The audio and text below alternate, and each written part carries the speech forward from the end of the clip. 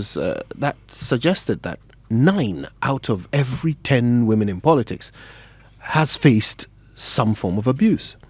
It's something we want to look into a bit further, and we're quite happy to have joining us one of President John Mahama's advisors, Joyce Bawah Mogtari. Good morning to you. Do we have Good morning. Ms. Mogtari? Oh, good morning. Thank you for your time. Good morning. Yeah, hi. Thank you. We can hear you now. My pleasure, Winston. How This are you? is such Great. a worrying statistic. But what is the reality? Tell us, in your own words, what your personal experience has been as a woman in politics. Well, I believe that on this particular issue, this is one thing that all women in politics at all levels will probably not agree with.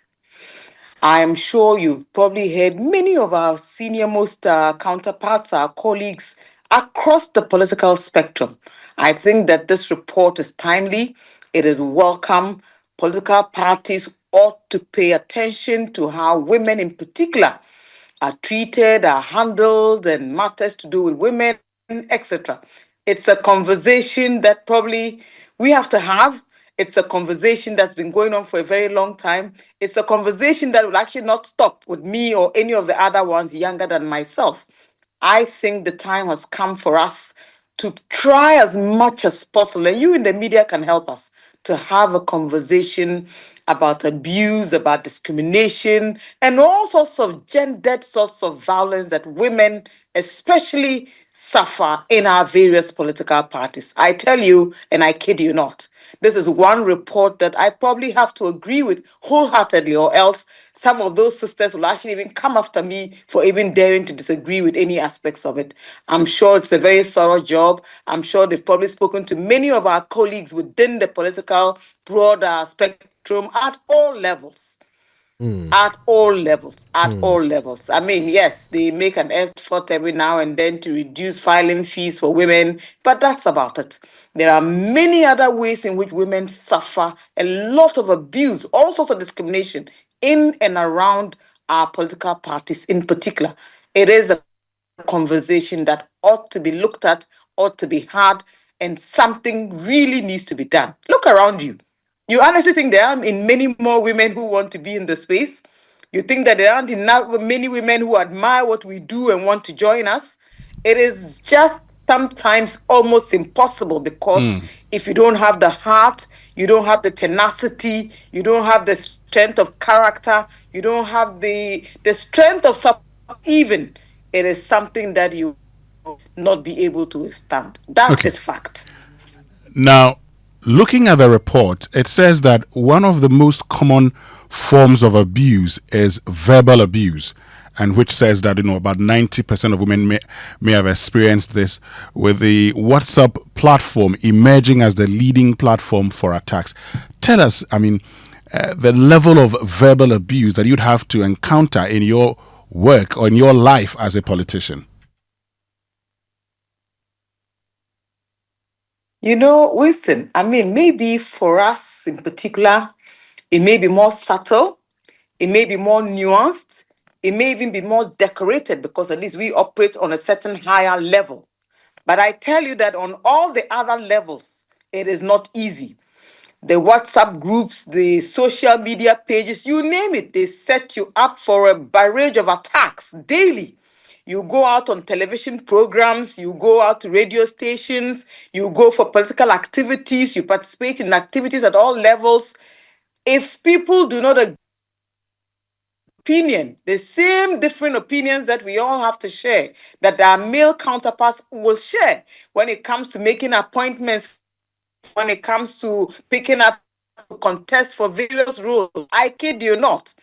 At all levels, and it's not just maybe WhatsApp may be the lead one because currently it's actually one of the best ways in which political platforms actually communicate, but everywhere, and I mean everywhere, whether it's in platforms to contest at the level of member of parliament, whether it's at the level of contesting for you name it, there is all sorts of ways to encourage, to criticize, and literally force you out of the system. Look, it is no joke to stay in this space for as long as some of us have, and for others even ahead of us. It is not a joke at all. It is an arduous task. Your mental health is always at risk. Confidence, it's always been literally in many ways. You lose confidence if you're not careful in so many ways. And don't be deceived in these very strong and calm exteriors. It is actually a very, very, very arduous task, very difficult. Are you able to share with us some real life examples, something that you have experienced that was quite obviously directed at you just because you're a woman in politics?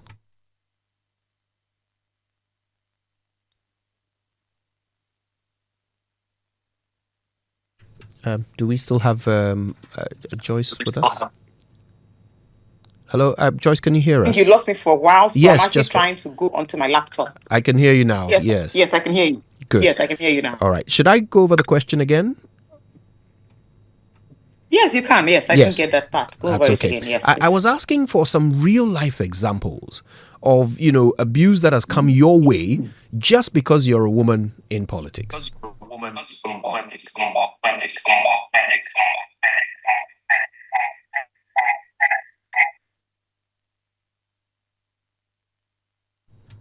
Right. I think we're having some difficulty with our connection to Madam Joyce Bawah Mogtari there, who's giving us insights into what it's like to be a woman in politics in Ghana, following a report that suggests that 9 out of every 10 women in politics has faced abuse.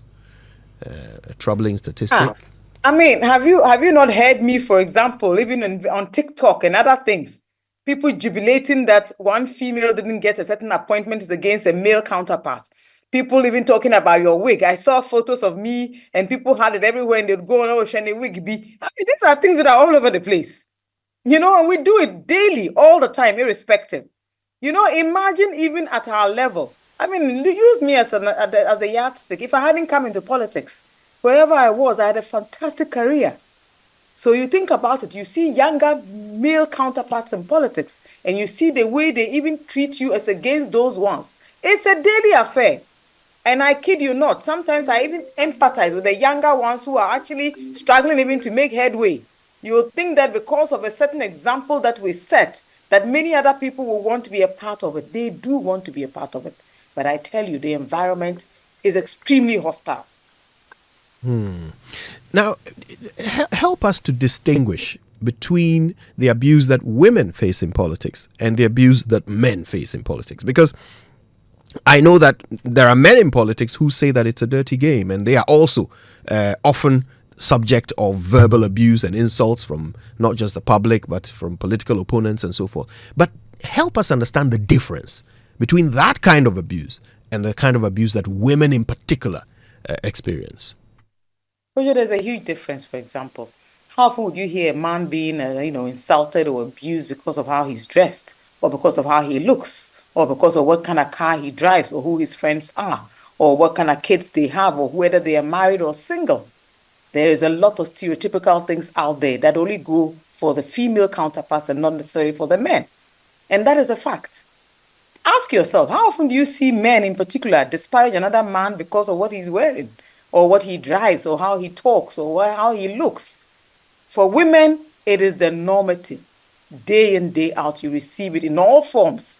I mean, whether it's through WhatsApp, whether it's through Facebook, whether it's through TikTok, whether it's on Twitter, it's just a way of life. One good thing is that maybe we just learn to tolerate it. We learn to actually let it slide. We learn not to allow it to affect us. But I tell you, a lot of women have serious mental health challenges because of what they go through in these spaces. You've heard about jokes about people bleaching, jokes about someone's skin, jokes about someone's shoes, or what their choice of conservatism is. And it only happens to women. How often do you give me any examples that you know? You guys have been in this space for a long time. Tell me about any examples you know.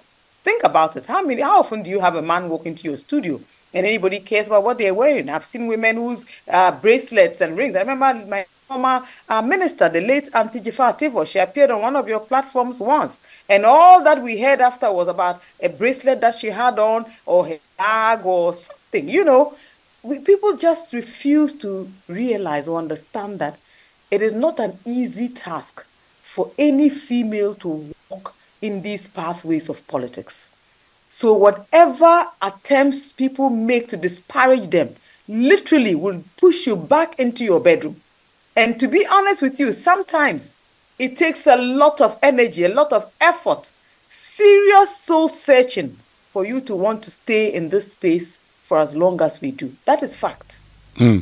Talking about sometimes you want to stay in your bedroom, have you ever considered maybe going back to your quote and unquote your bedroom, as in staying away from politics? Oh, of course, on so many occasions. Many, many times. I always say that one of the reasons why maybe a few of us are lucky is normally because of the sort of person you work for. I remember in the course of the campaign, there were times when you would struggle even to find a restroom, to find a bathroom. So imagine that you are probably the only female, or there's one or two of you, with men of probably about 20, 30, and 40 of them. Imagine you didn't have a boss who cared about the fact that at least I have one or two females on my team, or that there are a few females who work with me and that maybe something should be done. Today, let me celebrate my late brother and friend, Dr. Omani Boama. On one occasion, I recall, he literally had to get out of the car and hire a room, almost as if he was paying for a hotel room, just so that I could go in and use the restroom. We go through a lot, very challenging circumstances, very difficult circumstances. And genuinely, who makes an effort even to create an enabling environment for that young female or that woman in politics? Think about it. I'm sure if you open your phone line, you hear stuff that will shock you. I know I'm already in the very public space. I don't want to use myself and make too many personal examples so that people might probably feel affronted. But I kid you not. Women go through a lot, whether you're on the MPP, NDC, CPP, you name it. I don't envy them at all. And to be honest, I had no idea it was this bad until I came into it. Seriously. Yeah. Let's talk about those who commit the abuse. Would you say that the abusers tend to be more men than women, or equal numbers? Well, I would say that maybe it's more when it's coming from men. There may be a few when it comes to women as well. And, I think with women mostly to just be with all the rumors and all the gossip and all the lies. And, sometimes we also have our own innate sense of what it should be like and what it shouldn't be like. And, women struggle to find examples. And sometimes even women don't want to have examples who are other women. There are these stereotypes about us. And sometimes those things also, they permeate in the space of politics, for example. So I think it's actually a generality of it. It is the generality of it. And I don't want to apportion any blames to one or the other, but I think there's a lot of sexism. And when you talk about sexism, it is actually always against the women. Then I think that is what the examples are. How do those close to you cope with it? I'm imagining if someone I care about is in politics and they were getting abused, I would be triggered every day. How do your loved ones deal with it when you are the target of abuse? I say each day that when we come into these spaces, we suffer as much as our families. We suffer as much as our siblings. We suffer as much as our partners, our children. I've had my son call me from college once and say to me, "Mommy, did you see this? Can you imagine that this guy, I'm wondering, is he really talking about you? All my friends are sending it to me." And this is a teenager. He was 17 then. And then I'll say to him, no, don't worry, read the English and see. This is just from the figment of someone's imagination. He said, "Oh, but no, this guy has a PhD and he's always right. He's always attacking you." I said, yes, it's just part of the job. So if we even have to become psychologists even for our children, whilst we are trying to heal ourselves and trying to accept all this, we have to also make room for how we get our own kids to cope. It is not an easy terrain at all. Our husbands, our partners, our children, our parents, they all go through it. And so it is not an easy task at all. And I'm sure I am largely from the NDC. I speak largely from the general perspective. I'm sure if you speak to other people from other political parties, they'll tell you the same. I'm sure you recall Auntie Eslowusu a few years ago, actually attacking her own political party for not giving women ample opportunities and all of that. These things happen all the time. And normally you'd find that it is so gendered that is actually from our male counterparts to us. But of course, also categories of it. And of course, cross-political attacks, even more so. And it's always more to the women than it is to the men. So you find that half the time you'd see someone like me, I get attacked all the time by the opposition. You don't hear women doing that from the opposition. It's always the men who do that. And so naturally, the report genuinely is reflecting what the reality is. It probably is even worse than the report is telling us, because normally these reports are the cases where there's data, there's evidence, there's reports of it, etc.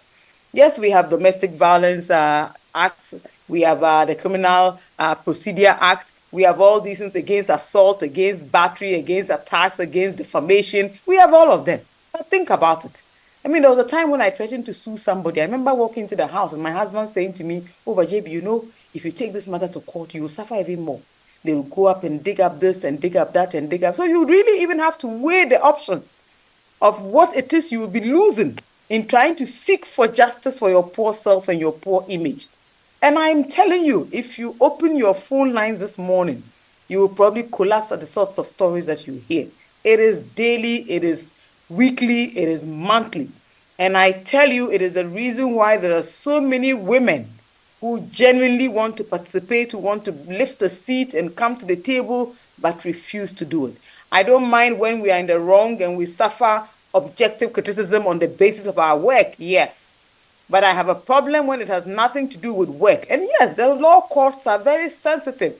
And I've observed that over the years, every time a woman has gone to court on any of these matters, especially when it comes to data protection matters in particular, and I've seen a few of these cases, and I've watched how the judges have handled them. So yes, when it comes to justice, I believe that we get a certain level of equity, a certain level of, rapprochement, because there's some sympathy, there's some empathy.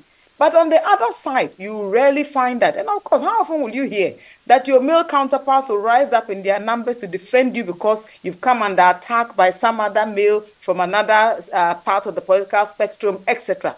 I tell you, we live it day in, day out. Each time you hear an announcement about a woman, listen to what happens. I mean, recently, I've seen the sorts of attacks that have gone on to Dr. Grace Ayensu Dankwa since her vetting, about her titles, about this, about that. And you ask yourself, how much worse is it going to get?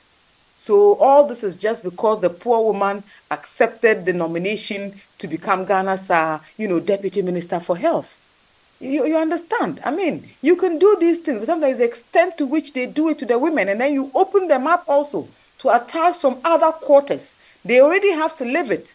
Now it is also being repeated, and there are reasons why this has to be done or not. It is just not an easy task, I tell you.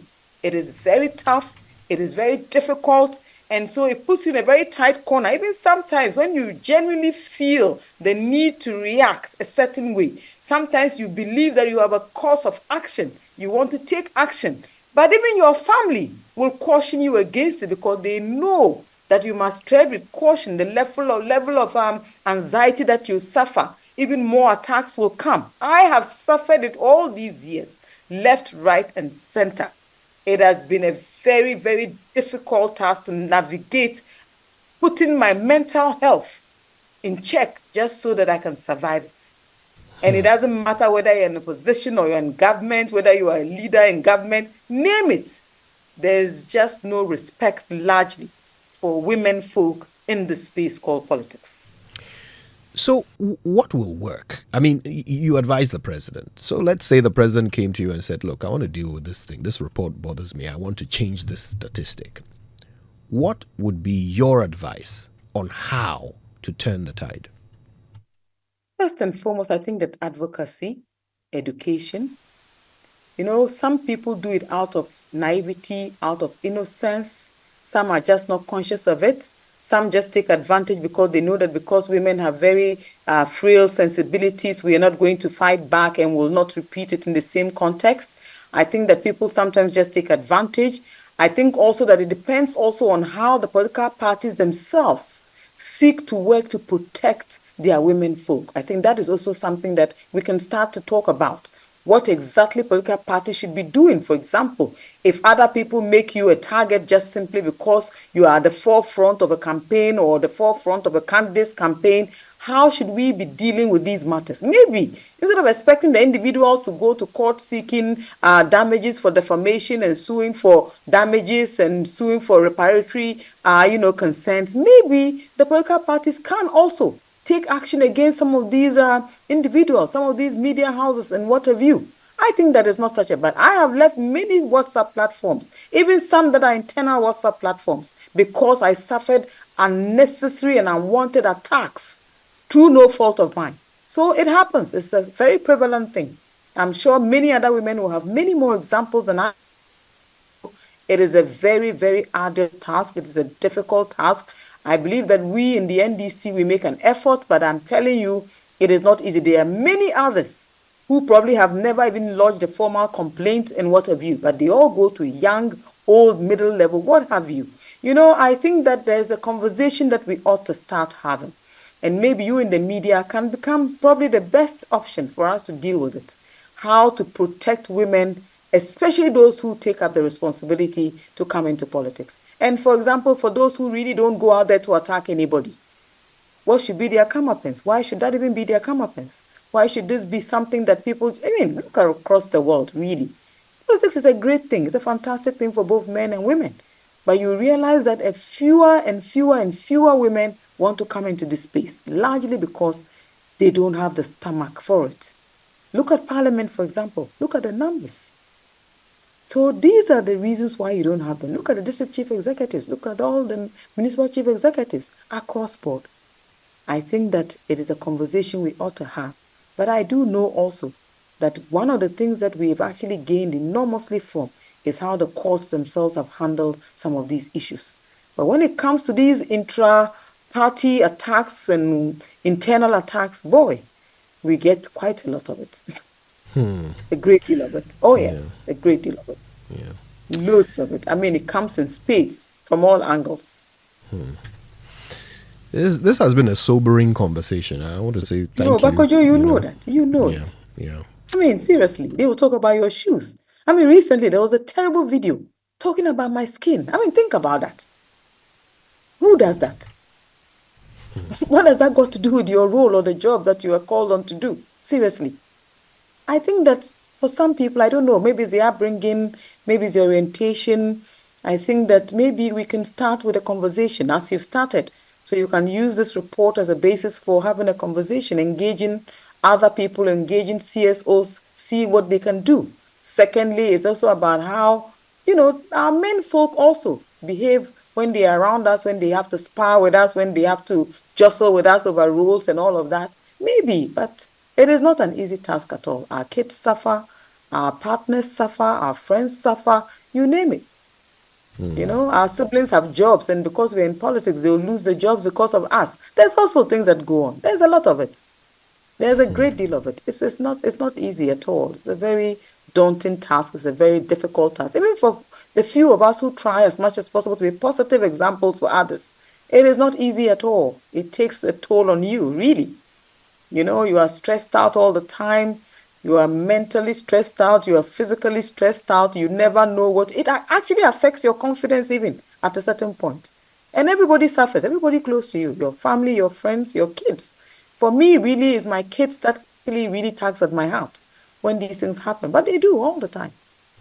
So you need to build your own strength, build your child's resilience also, because know that kids can be very cruel sometimes to each other. So when they see these publications about their parents or their mother or their sister or their aunt, they will take them on. So these are things that happen all the time. Yeah. Joyce Bawah Mogtari, thank you for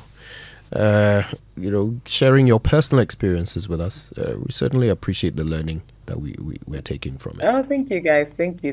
And of course, Winston is here. You remember Professor Nana and what she had to go through. Think about it. Yeah. So there's a lot of it. It's just the way that we are wired. I think maybe we even come to think that is how it is. But it's not. It shouldn't even be that way. It shouldn't. It shouldn't be. Yeah. Yeah. We appreciate your time this morning. Thank you very much. You. That, of course, is Joyce Bawah Mogtari.